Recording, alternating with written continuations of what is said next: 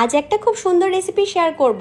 তো দেখতেই পাচ্ছ আমি গাছের একটা শুকনো জবা ফুল তুলে নিলাম, আর এই জবা ফুলটায় যে পাপড়িগুলো আছে সেগুলো কিন্তু আমি একে একে ছাড়িয়ে ফেলবো। শুধু পাপড়িগুলোই জবা ফুল থেকে নেব, আর এইটার কি গুণ আছে সেটার নিয়ে ভিডিও আমি আর একদিন করব।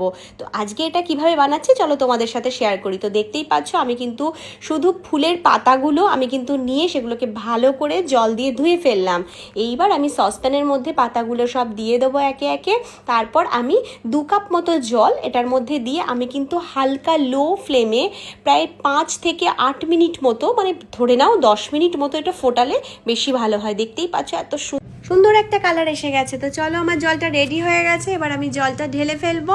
তো জলটা ঢালার পর দেখতেই পাচ্ছ কালারটা। এইবার কিন্তু এই জলটা আমি দুভাগে ভাগ করে নেব, একটা হচ্ছে আমার বর্মশাইয়ের জন্য আর একটা হচ্ছে আমার জন্য।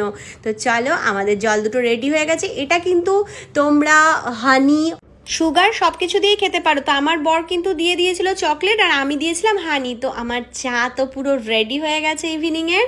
তো এবার একটু চাটা খেতে খেতে একটু প্রকৃতির মজা নিই। তো তোমাদের সঙ্গে আমার আরও কথা হবে। তো আজকের মতো চলো টাটা, আবার অন্য কোনো সময় কথা হবে। টাটা।